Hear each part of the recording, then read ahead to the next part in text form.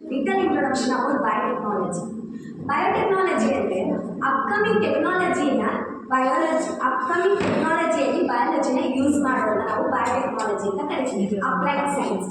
ಬಯೋಟೆಕ್ನಾಲಜಿಯಲ್ಲಿ ನಾವು ಪ್ಲಾಂಟ್ಸ್ ಮತ್ತು ಅನಿಮಲ್ಸ್ ಬಗ್ಗೆ ತಿಳ್ಕೊಳ್ಳಲ್ಲ, ಬಟ್ ಪ್ಲಾಂಟ್ಸ್ನ ಇಟ್ಕೊಂಡು ಹೈಬ್ರಿಡೈಸೇಷನ್ ಆಗಿರ್ಬೋದು, ಪ್ಲಾಂಟ್ಸ್ ಆಗಿರ್ಬೋದು ನಾವು ಮಾಡ್ತೀವಿ. ಫಾರ್ ಎಕ್ಸಾಂಪಲ್ ಪ್ಲಾಂಟ್ಸಲ್ಲಿ ಗ್ರೇನ್ಸ್ ಬೇಕು ಅಥವಾ ಜಾಸ್ತಿ ಪ್ರೊಡಕ್ಷನ್ ಬೇಕು, ಅದಕ್ಕೋಸ್ಕರ ನಾವು ಹೈಬ್ರಿಡೈಸೇಷನ್ ಮತ್ತು ಟ್ರಾನ್ಸ್ಜೆನಿಕ್ ಮಾಡ್ತೀವಿ.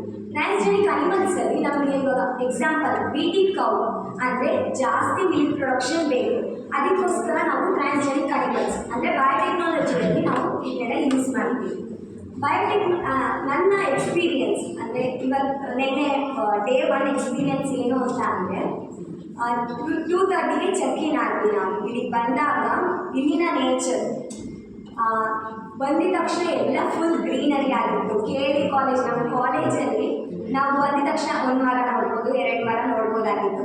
ಬಟ್ ಇಲ್ಲಿ ಫುಲ್ ಸುತ್ತಲೂ ಮರ ಇತ್ತು. ಏನಂದರೆ ಫುಲ್ ಪಾಸಿಟಿವಿಟಿ ತುಂಬಿಕೊಂಡಿತ್ತು. ಇಲ್ಲಿ ಬಂದಾಗಲೂ ಅಷ್ಟೇ ಮರಗಳ ಮೇಲೆ ನೇಮ್ ಆಗಿತ್ತು. ಫಾರ್ ಎಕ್ಸಾಂಪಲ್ ಹತ್ತಿ ಮರ ಆಗಿರ್ಬೋದು, ಆಮೇಲೆ ದಪ್ಪ ಹುಣಸೆಹಣ್ಣು ಅಂತ ಆ ಮರ ನಾನು ನೋಡಿದ್ವಿ. ಆ್ಯಂಡ್ ಹೊಸ ನೇಮ್ಗಳು ಅಥವಾ ಹೊಸ ಗಿಡಗಳ ಬಗ್ಗೆ ನೋಡಿದ್ವಿ. ಬ್ಯಾಂಗ್ಳೂರಲ್ಲಿ ನಾವು ಇವೆಲ್ಲ ನೋಡೋಕ್ಕೆ ಸಾಧ್ಯ ಇಲ್ಲ, ಯಾಕಂದರೆ ಮನೆ ಬಿಲ್ಡಿಂಗ್ಸ್ಗಳ ಮಧ್ಯದಲ್ಲೇ ನಾವು ಬಂದಿರೋದು. ಡೇ 2 ಇವತ್ತಿನ ಎಕ್ಸ್ಪೀರಿಯನ್ಸ್ ಏನು ಅಂತಂದರೆ ಎತ್ತಿನಹೊಳೆ ಪ್ರಾಜೆಕ್ಟಿಗೆ ಹೋಗಿದ್ವಿ ನಾವು.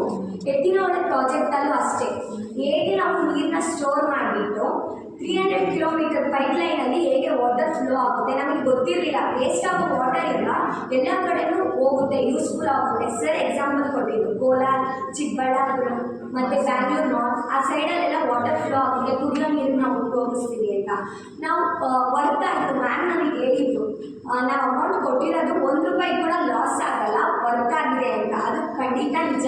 ಆಮೇಲೆ ಊಟದ ವಿಚಾರ, ನ್ಯೂಟ್ರಿಷನ್ಸ್, ಹೆಲ್ತಿ ಫುಡ್, ಸ್ಪ್ರೌಟ್ಸ್ ಆಗಿರ್ಬೋದು, ಫ್ರೂಟ್ಸ್ ಆಗಿರ್ಬೋದು, ವೆಜಿಟೇಬಲ್ಸ್ ಎಲ್ಲ ತುಂಬ ಚೆನ್ನಾಗಿತ್ತು. ಆಮೇಲೆ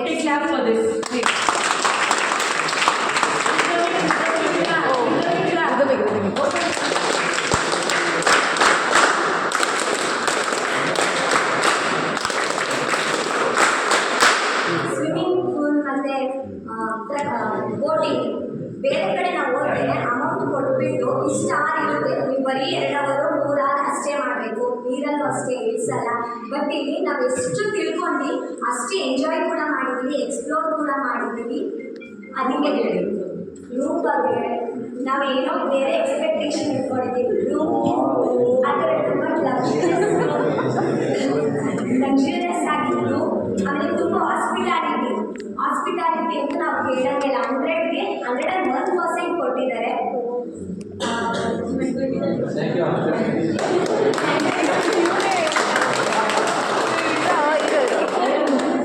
Thank you so much, Pranam, for giving opportunity to talk and share my experience.